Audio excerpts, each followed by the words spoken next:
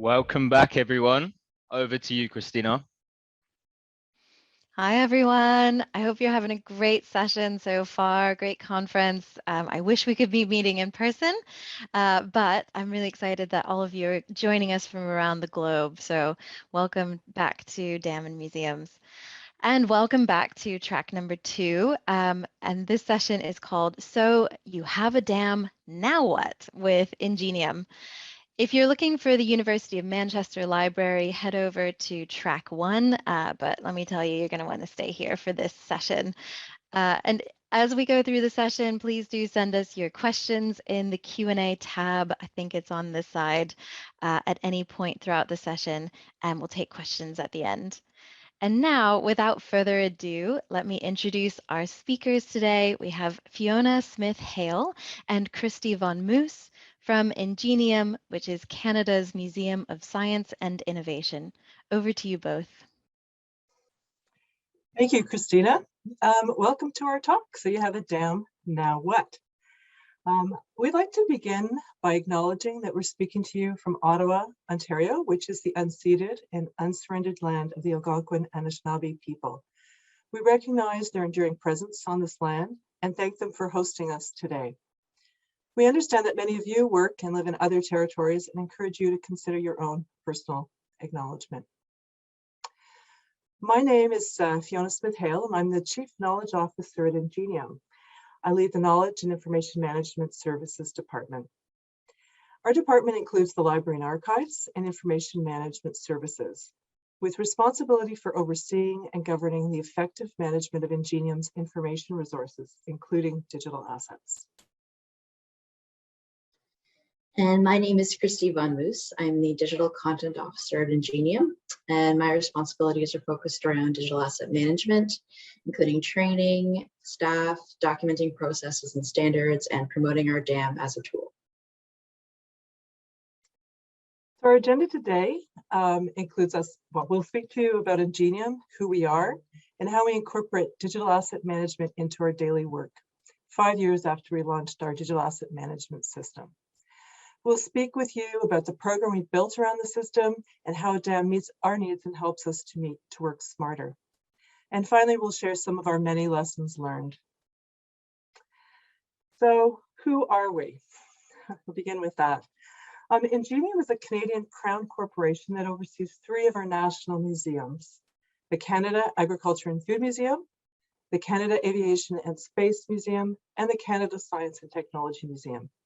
We have a permanent staff of approximately 230 people. As you'll see in our presentation, our digital asset management system is a tool that we use to help us meet our mandate and strategic goals, and it's an integral component of our digital infrastructure.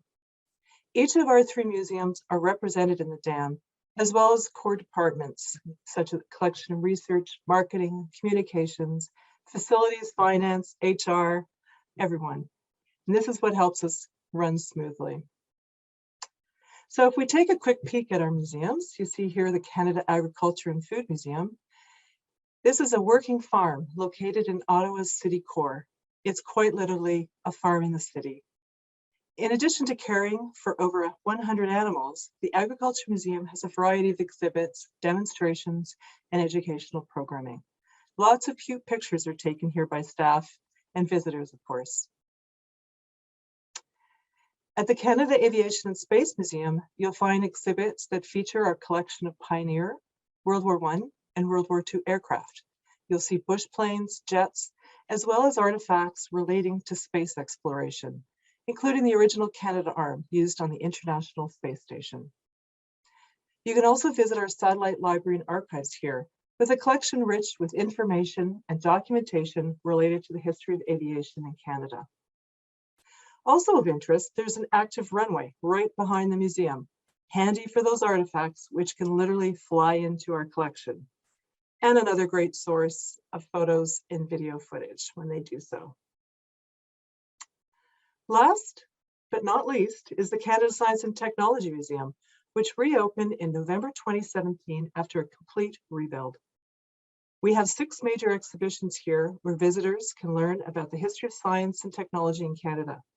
They can participate in numerous programs enjoy the hands-on approach to learning about science and technology, wonder at the huge locomotives, hear the sounds made by the world's first synthesizer, and marvel at the skill and materials used in creating the intricate scientific instruments on display. Again, like our other museums, it's a place where digital assets play an integral role in the visitor experience. We thought we'd also share this image of our new collections facility, the Ingenium Center, that we're still in the process of moving into. This massive building is where the majority of our artifacts are stored. It's also where you'll find the main library and archives, and the staff who aren't based at one of our museums. We're lucky to have a dedicated space like this, with modern, versatile rooms and spaces that encourage collaboration and creativity. So as you look at this image, I'd like you to consider the number and variety of digital assets that were created during the process of building such a specialized facility. The drawings, the hundreds of photos and videos taken as the building evolved, photos taken by contractors, staff from across all our departments, and the various uses for which staff might want or might have wanted to use any of the assets for publicity, information sharing, and so on. Also consider where the assets were stored and how they were described. It's just one project, a big one, but the image illustrates the number and breadth of the assets we generate, the myriad numbers of ways the assets can be described, stored, and used, as well as the complexity of rights. So, as you can see from this slide, digital assets support what we do and are used in all manner of ways across our institution. It won't surprise you to know that we very quickly concluded during our DAM implementation that museums have complex needs. And now I'm going to pass the mic over to Kristy for more information on how we answered the question of, we have a DAM, now what? Thank you, Fiona. As Fiona mentioned, we use our DAM across all departments: archives, communications and marketing, collections, curatorial, and others. And as expected with this variety of job functions, people want to store digital assets and use the DAM in very different ways for different purposes. For example, our archives department uses the system to manage our rich historical photo collection according to archival metadata standards, while our marketing departments just want to access to assets for social media and promotion with clear captioning and usage guidelines. We also have external clients that need access to our historical archival collections. As you can see, managing a museum DAM is a balancing act. For those who don't work with digital assets every day, copyright, rights management, preservation standards, and metadata can be confusing, and it's up to us to help them sort out what they need. Metadata models that organize information in clear and consistent ways can help achieve this, as well as training, documentation, and outreach, as we'll discuss further in this presentation. I'm going to back up a bit and discuss why we needed a DAM at Ingenium. This is the question back in 2010, when we first began implementing the information management infrastructure. While this photograph is a bit of fun with the acronym, it also illustrates the function of a DAM to hold assets until they are needed and release them in a controlled way. While we don't need to go too deep into the reasons for DAM with this group, I will touch on them briefly. Number one, DAM is one place where people can go to access all digital assets. Like many organizations, GLAM or otherwise, prior to our DAM implementation, we were using a mixture of different methods for storing, accessing, and reusing digital assets. The issue with this is that people have many different ways to organize files. After a certain volume with multiple users, this gets really messy. People then create their own pockets of content tucked away, and some will use tools that are not controlled by the organization. This can result in assets being lost or misused. The digital asset management system provides a common way for everyone to access assets using a folder structure and logic that is communicated through training and documentation. Number two, DAM makes digital assets discoverable. We use our DAM system to help organize the thousands of digital assets we produce each year and make them available for reuse and reference. As you likely already know, relying on users to methodically use established naming conventions in a shared drive environment can and does break down fast. Naming conventions may seem like a good idea, but people often just don't use them. DAM relies on multiple pieces of information outside of the file name to ensure assets are described and findable, and user privileges for adding and editing can be limited to those with training. This saves time by making materials easier to find, and the descriptive data supports ongoing initiatives to use digital tools like public access portals and data harvesting in a way to give wider access to Canada's technological heritage. Number 3, DAM provides users with the answers to the most common question: can I use this asset? Copyright law is complicated and there is a lot to consider. In a photograph, the subject also has rights. There may be trademarks or other corporate branding captured, and video is even more complex with layers of audio, scripting, talent, branding, and creator rights. Our DAM captures this information and helps users answer the question, can I use this? And all of these images are from our collection. And last but not least, DAM is a risk management tool. Unmanaged assets represent risk. Risk from unauthorized usage, which at best can be embarrassing and at worst can have legal ramifications. Risk from mislabeling assets and potentially misleading the public, eroding trust. Risk from undue stress on IT infrastructure, storing the same assets over and over in different places, and keeping materials that are no longer usable. And finally, risk from losing control of assets because employees are using other solutions to manage their work because the tools they have are not working for them. Ingenium launched our DAM in 2016, and in the 5 years since, we've built a program to meet these needs of access, discoverability, rights, and risk management. So what have we learned? Our first piece of advice for building a DAM program is to have a long-term plan, but start small and move fast. When we launched our DAM, we focused on the historical archives as a pilot group. Once we had a bulk of high-value assets in the system, we had a good understanding of how it worked.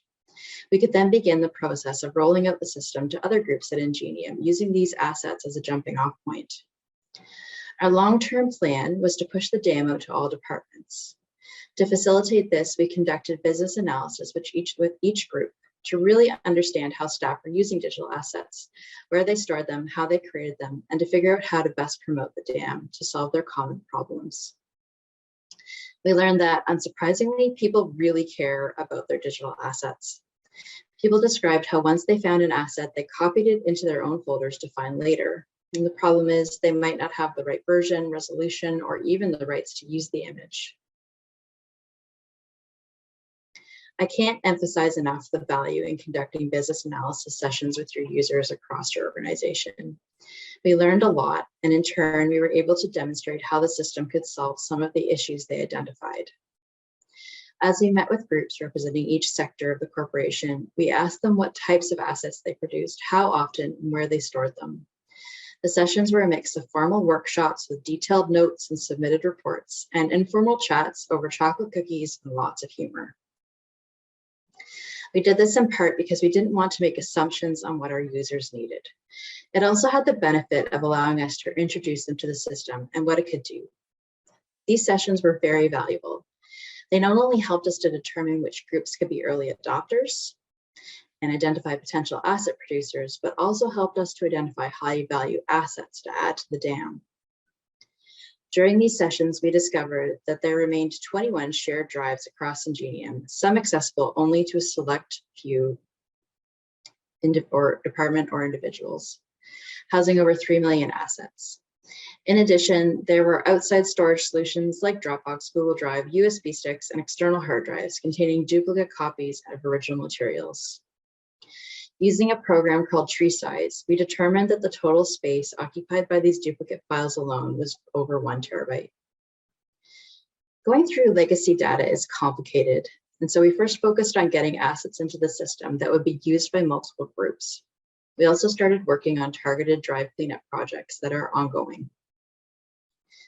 Some advice for hosting business analysis workshops is to encourage honesty and openness. Develop relationships with your users based on mutual respect and trust, and don't promise that their business processes won't change. They will, likely for the better.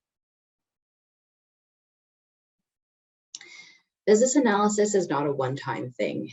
We continue to conduct user discussions, not usually in such a formal way, but we touch base with our users often to ensure we stay relevant to their needs. Don't assume you know, ask them.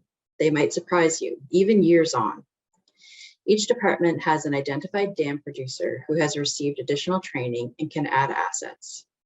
We host quarterly dam super user meetings with these individuals to discuss common problems and proactively troubleshoot small concerns that may eventually grow into larger issues. Make sure you keep working on both the system and your communications around it.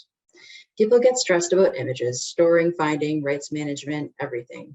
If your users can't quickly find what they need, they'll revert to old habits. To be successful, you'll need to ensure metadata is robust, rights and usage info is clear, staff are trained, and that you have a dam manager overseeing these items. Which brings me to my next recommendation. Ensure you have the right team in place. A dam manager is really important to ensuring the system is well managed, up to date, and that users are supported. When we first launched the dam, we did not have this position. We were relying on the archives team to pull double duty. This worked for the pilot project with a single asset type, but once we were ready to roll the system out to the wider Ingenium community, it was obvious that someone needed to be dedicated to the system almost full time. In 2017, I was a contractor at Ingenium, hired to find image rights for all the photo and video assets being used in the renewal of the Science and Technology Museum exhibitions. I was already familiar with the way assets were stored at Ingenium and trusted by staff, so when I took on the dam coordinator position, I was ready to hit the ground running on a dam program.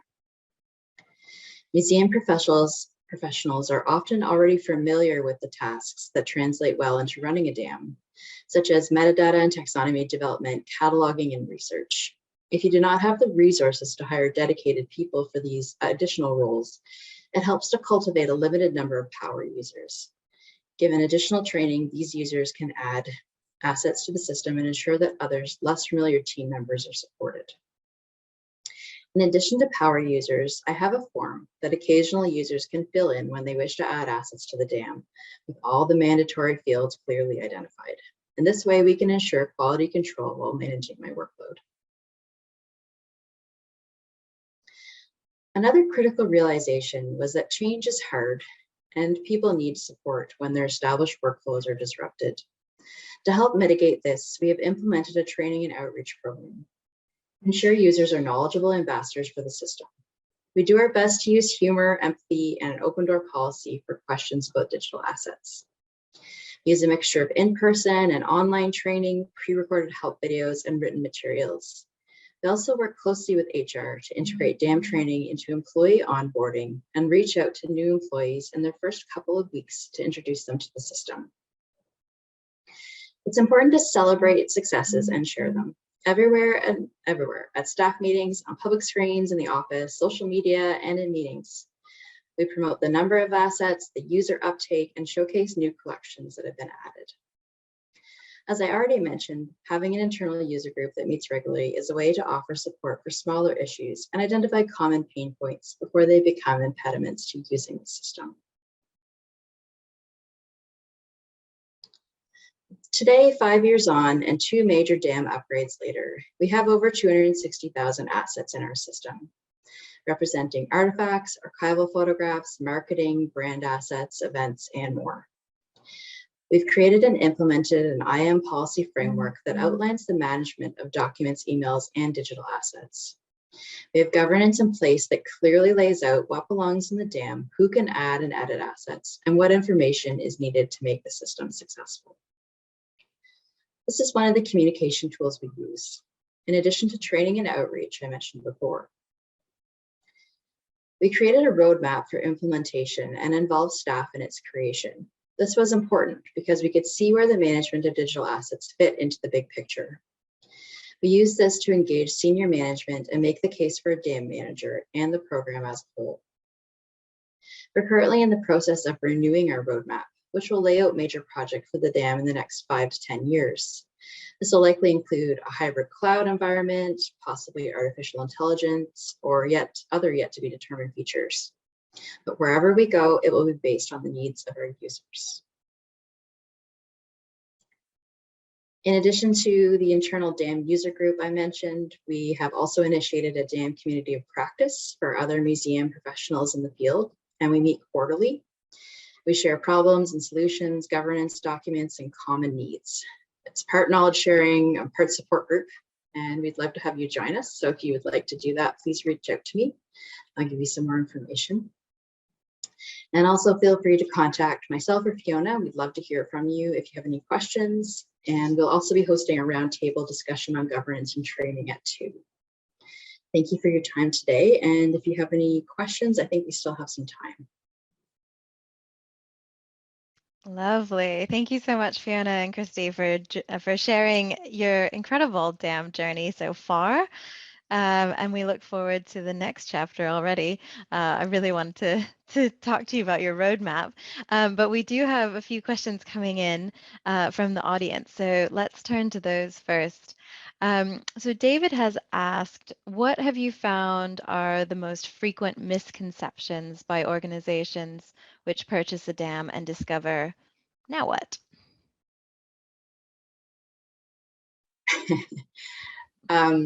I'll take a stab at that. I think the most frequent misconception is that the dam can just run itself. That you don't need anybody once you've got the system. It's just like, you know, your email, though you still need an IT person to run your email, that it can just be there and used and nobody has to take care of it. It's much more complicated than that. I think that's my top. Fiona, do you have one? Yeah, that's one of the top ones for sure. And just how much people care about their digital assets and how concerned they are about being able to find them consistently and how concerned they are about rights. And yeah. Yeah, it's good. It's good when people are concerned about those things. Sometimes, yeah, it's interesting because I think sometimes we think, oh, well, people are still going to Google images to find images, but I think there's a lot more understanding now of what you can and can't use, and watching out for things like that. And great point, Kristy, about making sure it doesn't run itself. Yeah, I like to compare dam systems to your website. You wouldn't just set up your website and then let people loose on it. You know, that's a recipe for disaster, and it'd be shut down pretty quickly. So I like to think of your dam operations a bit like your website. We have a question about governance. How are metadata and keywords and the taxonomy being enhanced, and how have you set up the governance for metadata and taxonomy? So currently, we do not actually have a controlled taxonomy, which I know is a horrible thing to admit. We are working on that. We control in the archives, we have controlled standards that were already implemented. So they have specific keywords that they follow that are based on, Fiona can probably speak more to the exact standards that those are based on. So archival assets for the historical collections are only added by a select few staff that are very trained on those types of standards. For the rest of the collection, we are working on, we have a taxonomy for our artifacts, so that is already in place. We're working on getting more artifact photos into the system now, and I've implemented some basic standards for corporate assets, such as marketing photos, that are communicated in a document of standard things that need to be added when you're adding an asset. And there are only 25 producers across the corporation, so we keep things very controlled that way. Hoping to add a bit more automation to that, though. Great. Yeah, and you've answered another question, which was how many power users do you have? So you said you have 25 people who are uploading. Yeah? Brilliant. Somebody has asked, anonymous here has asked about HR. You mentioned that HR is using the dam. Well done on that. And they're asking, what do they use it for? So HR doesn't have a lot of assets in the system yet. They've all been trained on it. We they've used it for internal communication. So if we have an email or something that goes out, they will often point to the dam to showcase something with links and making sure people know where to find certain staff photos and that type of thing. They aren't a high flying user group. They're not someone that uses it often, but they do access the dam quite often to just facilitate their training and other programs. We are integrated into HR in that we get flagged automatically when there's new staff so that we can then provide training to those people. I love that. And I think that's so important, is to get people involved and engaged with the dam, that at least make sure that they know there's a dam when they join the organization, so they're not, first week of their job trying to find the content and looking in all the wrong places. So that's brilliant. Do you have a dam training session in that first week of onboarding? Yes, we have a process worked out that our information management manager will train them on our EDRMS system first, and then immediately tags me to do a training for DAM. And it might not be their first week. Sometimes I'll let them, depending on the job position, if it's something that's going to use assets right away, like marketing, I will tag them right away. But if it's something more like public programming, I'll let them kind of get used to things for a few weeks before I do a training, but we do catch them within the first month. Brilliant. I love that. And now maybe this is a switch to talking about your roadmap or what you've already done, but you mentioned the EDRMS and you've mentioned the collection management system as well. Have you integrated the DAM with any of your other enterprise systems yet? This is on our roadmap. So we really would like to, we use EMU for collection management, and we use we use OpenText Media Management for our DAM, and we use OpenText for our EDRMS as well. So we're trying to especially connect with the collections management system. We're thinking of doing this through a web-based interface, actually, to make a more robust public access portal. We have an archival access portal currently, but we'd like to make something more interesting, more dynamic, mixed with collections and archival photos. And so these are things that we're planning in the near future.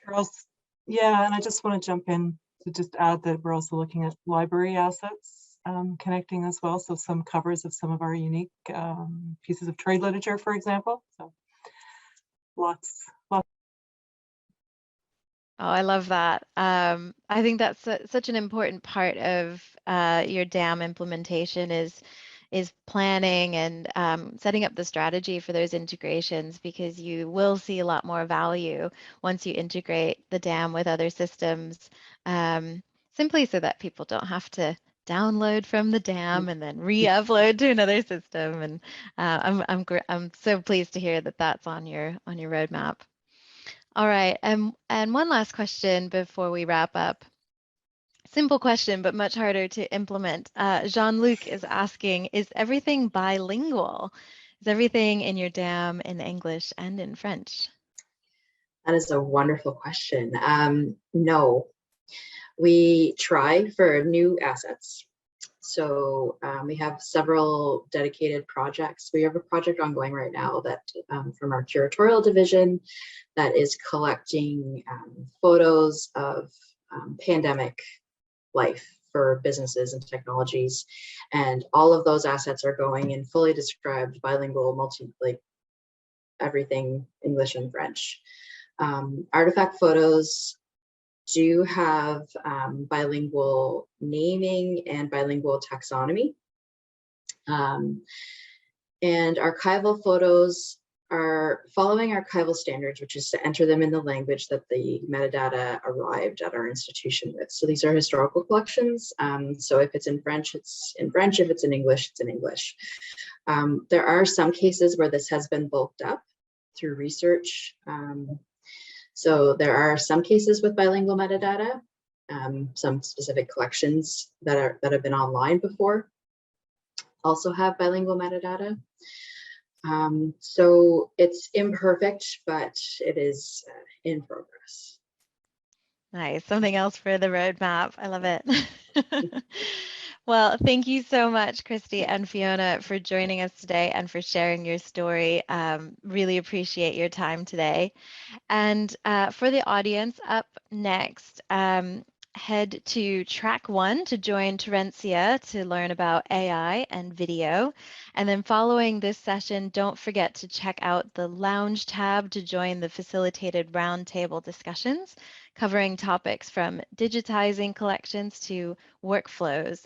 And Fiona and Kristy, remind me, are you joining those roundtable discussions?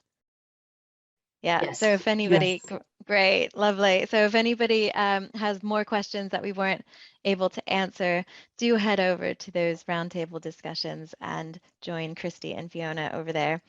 Thank you all and see you shortly.